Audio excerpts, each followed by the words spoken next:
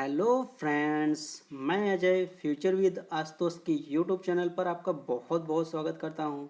दोस्तों, आज हम एक नई शुरुआत करने जा रहे हैं जो कि संघ लोक सेवा आयोग और सभी राज्यों के लोक सेवा आयोग द्वारा आयोजित होने वाली प्रारंभिक परीक्षा की दृष्टि से करंट अफेयर्स के लिए बहुत ही महत्वपूर्ण टॉपिक होंगे। तो आइए आज हम देखते हैं जो कि बहुत ही महत्वपूर्ण टॉपिक हैं, उनका हम डिस्कशन शुरू करते हैं। आज का हमारा पहला महत्वपूर्ण टॉपिक है लोकटक झील। देखते हैं लोकटक झील चर्चा में क्यों है और ये कहाँ पर स्थित है, इनके बारे में हम डिस्कशन शुरू करते हैं। लोकटक झील। हाल ही में मणिपुर के लोकटक झील प्राधिकरण ने लोकटक झील पर सभी फ्लोटिंग हाउस और मछली पकड़ने संबंधित ढांचों को हटाने के लिए एक नोटिस जारी किया है। जो वहाँ के प्राधिकरण है, लोकटक झील प्राधिकरण, उन्होंने लोकटक झील पर सभी फ्लोटिंग हाउस, जो कि मतलब कि तैरने वाले जो घर होते हैं, वो झील बनी होती हैं, वहाँ पे एक फ्लोटिंग हाउस बनी होती हैं, और मछली पकड़ने से संबंधित जो नियम कानून हैं उनको हटाने के लिए एक नोटिस जारी किया है। इसका स्थानीय जो मत्स्य पालन समुदाय है और होम स्टे संचालकों हैं, होम स्टे संचालक हैं, इसका इस निर्णय का उन्होंने विरोध किया है। तो आइए समझते हैं कि क्या क्या मुद्दे हैं, किसकी वजह से यह चर्चा में है लोकटक झील। तो देखते हैं कि झील से संबंधित नियमन का अभाव है। वहाँ पे जो लोकटक झील है, वहाँ पे जो नियम कानून बनाए गए हैं और उसका जो नियमन है वो सही से नहीं इम्प्लीमेंट नहीं किया जा रहा है, और नवनिर्मित घरों और झोपड़ियों की संख्या दिन प्रतिदिन बढ़ती जा रही है, जिसके परिणाम स्वरूप पारिस्थितिकी तंत्र को खतरा बढ़ता जा रहा है और पर्यावरण को भी प्रभावित किया जा रहा है। वर्ष 1983 में शुरू की गई एक प्रमुख जल विद्युत परियोजना के कारण भी इस झील में मछली के उत्पादन और पारंपरिक मछली पालन में भारी कमी आई थी, जिसके कारण उस वहाँ के पारिस्थितिकी तंत्र में असंतुलन पैदा हो गया था। तो इसके अलावा बाढ़ और अनुपचारित नदियों द्वारा तलछट एवं प्रदूषकों के बढ़ते स्तर के कारण कृषि योग्य भूमि को हानि पहुंची है। वहाँ की जो कृषि योग्य भूमि है वहाँ को प्रदूषित हो चुकी है, जिससे वहाँ का प्रोडक्शन है, उत्पादन है, वो कम हो गया है। आइए थोड़ा हम लोकटक झील के बारे में देख लेते हैं। लोकटक झील कहाँ पे स्थित है? यह इम्फाल से लगभग 40 किलोमीटर दक्षिण में स्थित है। लोकटक झील जो है ये पूर्वोत्तर भारत की सबसे बड़ी मीठे जल की झील है। ये जो पूर्वोत्तर भारत जो हमारा होगा वहाँ की सबसे बड़ी मीठे जल की झील होगी ये, जो जल की सतह के ऊपर तैरती फुमड़ी फुमड़ी जो है उसके लिए प्रसिद्ध है। फुमड़ी क्या होता है ये हम उसके बारे में आगे बताते हैं आपको। यह झील अपने तैरते वृत्ताकार दलदलों, मतलब जो दलदल है वृत्ताकार बने हुए हैं वो दलदल हैं, वो उनको स्थानीय भाषा में फुमड़ी कहा जाता है। यह झील अपनी अलौकिक सुंदरता के कारण दूर दूर से पर्यटकों को आकर्षित करती है।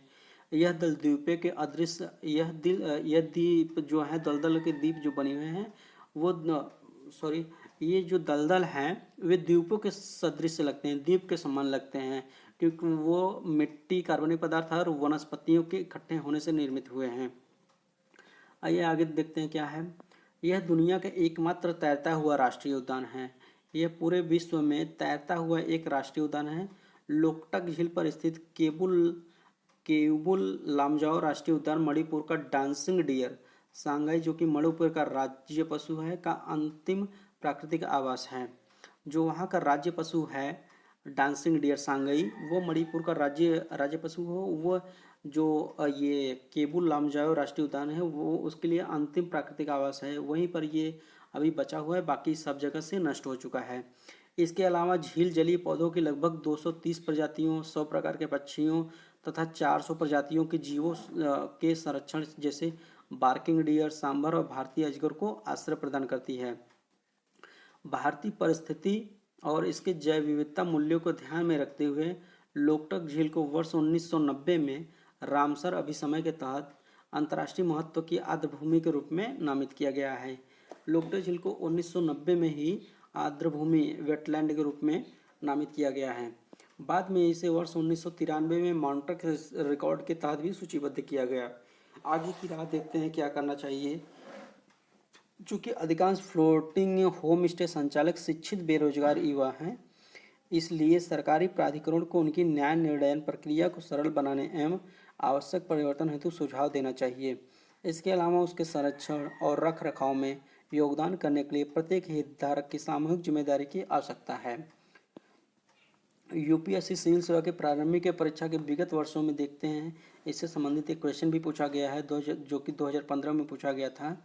इसमें क्वेश्चन हमारा आया था, निम्नलिखित में कौन सा एक नेशनल पार्क इसलिए अनूठा है कि वह एक प्लवमान फ्लोटिंग वनस्पति से युक्त अनूप सैप होने के कारण समृद्ध जैव विविधता को बढ़ावा देता है।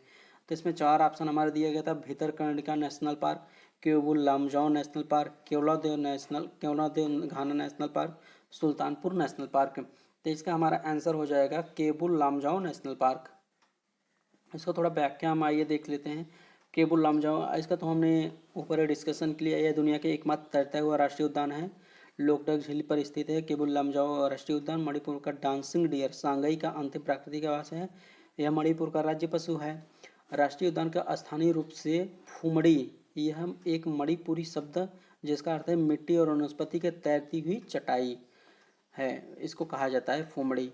लोकटक झील भारत के उत्तर पूर्वी क्षेत्र की सबसे बड़ी प्राकृतिक मीठे पानी की झील है। इसे 1990 में रामसर कन्वेंशन के तहत अंतर्राष्ट्रीय महत्व की आर्द्रभूमि के रूप में नामित किया गया है। आइए, जो एक दूसरा ऑप्शन था भितरकनिका नेशनल पार्क, उसका भी हम लोग थोड़ा सा डिस्कशन देख लेते हैं। भितरकनिका नेशनल पार्क, इसे वर्ष 1998 में राष्ट्रीय उद्यान घोषित किया गया था और यह ओडिशा के केंद्रपाड़ा जिले में स्थित है। यह ओडिशा के केंद्रपाड़ा जिले में स्थित है। वर्ष 2002 में इसे रामसर कन्वेंशन के तहत अंतर्राष्ट्रीय महत्व की आर्द्रभूमि के रूप में नामित किया गया था। यह खारे पानी के मगरमच्छ जैसे क्रोकोडायलस पोरस, सफ़ेद मगरमच्छ, भारतीय अजगर, king cobra, black ibis, darter वनस्पति और जीवों की कई अन्य प्रजातियों का घर है। भितरकनिका अभयारण्य भारत में दूसरा सबसे बड़ा मैंग्रोव पारिस्थितिकी तंत्र है। उद्यान अपने ग्रीन मैंग्रोव, प्रवासी पक्षियों, कछुओं, मुहाना मगरमच्छों, अनगिनत खाड़ियों के लिए प्रसिद्ध है। आइए नेक्स्ट देखते हैं हम क्या है। इसमें नेक्स्ट हमारा है केवलादेव घाना राष्ट्रीय उद्यान। इसे पहले भरतपुर पक्षी अभयारण्य के रूप में जाना जाता था और यह भरतपुर राजस्थान में स्थित है। यह एक प्रसिद्ध एवी फौना अभयारण्य है जो हजारों पक्षियों की खासकर सर्दियों के मौसम में मेजबानी करता है। इसे वर्ष 1971 में संरक्षित अभयारण्य घोषित किया गया था। यह एक विश्व धरोहर स्थल भी है। वर्ष 1981 में वेटलैंड कन्वेंशन के तहत इसे रामसर साइट के रूप में नामित किया गया था।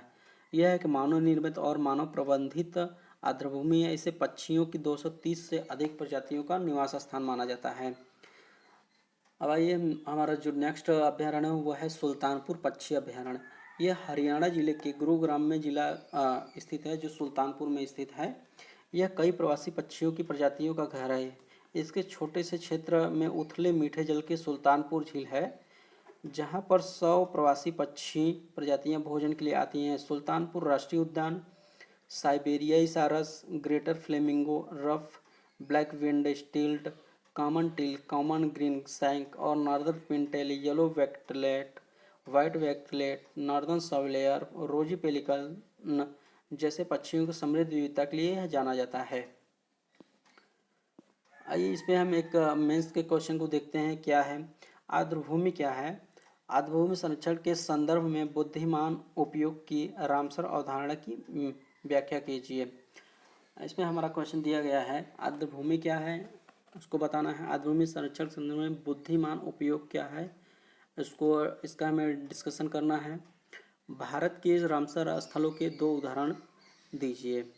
ये 2018 के मुख्य परीक्षा में पूछा गया था और यह हमें डाउन टू अर्थ से लिया गया है।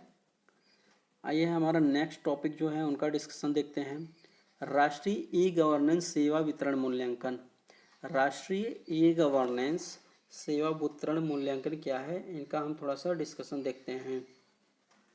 हाल ही में केंद्र सरकार के मंत्रालयों के राष्ट्रीय ई गवर्नेंस सेवा वितरण मूल्यांकन national e governance service delivery assessment में गृह मंत्रालय की वेबसाइट को केंद्रीय मंत्रालय सेवाओं के पोर्टल में प्रथम स्थान और डिजिटल पुलिस पोर्टल को दूसरा स्थान प्राप्त हुआ है।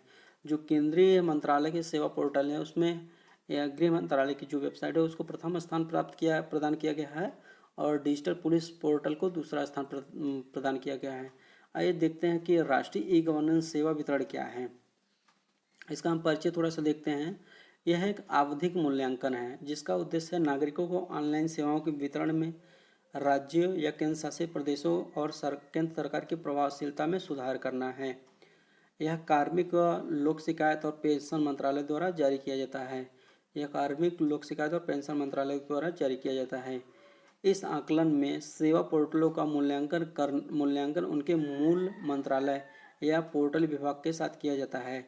सेवा पोर्टलों का जो मूल्यांकन किया जाता है उनके मूल मंत्रालय या पोर्टल विभाग के साथ किया जाता है। यह आकलन प्रशासनिक सुधार और लोक शिकायत विभाग ने अपने नॉलेज पार्टनर नैस्कॉम और KPMG के साथ मिलकर वर्ष 2019 में शुरू किया था। NASDA 2021 NASDA का दूसरा संस्करण है। पहला संस्करण 2019 में लॉन्च किया गया था और यह द्विवार्षिक अध्ययन है। पोर्टल का वर्गीकरण देखते हैं क्या है। सभी सरकारी पोर्टल जिनका मूल्यांकन किया गया उन्हें दो मुख्य श्रेणियों में विभाजित किया गया। संघ या राज्य या संघ शासित प्रदेश या केंद्रीय मंत्रालय पोर्टल। दूसरा है राज्य या संघ शासित केंद्रीय प्रदेश या केंद्रीय सेवाओं के पोर्टल। मापदंड देखते हैं इनका क्या है। मूल्यांकन के 4 प्रमुख मानदंड थे। पहुंच, सामग्री उपलब्धता, उपयोग में आसानी और सूचना की सुरक्षा। केंद्रीय मंत्रालय और पोर्टलों के लिए गोपनीयता। केंद्रीय मंत्रालयों की सुविधा पोर्टलों के लिए 3 अतिरिक्त मापदंडों का उपयोग किया गया है। लक्षित सेवा वितरण, एकीकृत सेवा वितरण, स्थिति और अनुरोध ट्रैकिंग। NASDA 2021 का नवीनतम मूल्यांकन। गृह मंत्रालय के मामले में राष्ट्रीय अपराध रिकॉर्ड ब्यूरो के डिजिटल पुलिस पोर्टल को सेवा पोर्टल के तहत मूल्यांकन के लिए चुना गया था। तदनुसार गृह मंत्रालय की मुख्य वेबसाइट को मूल्यांकन के लिए मूल मंत्रालय पोर्टल में चुना गया था। राज्य या केंद्र शासित प्रदेश पोर्टल की श्रेणी में समूह ए राज्यों में केरल सबसे आगे और तमिलनाडु ने प्रगति दर्ज की तथा उसके बाद पंजाब का स्थान रहा। समूह बी राज्यों में ओडिशा शीर्ष पर है, उसके बाद उत्तर प्रदेश तथा बिहार का स्थान है।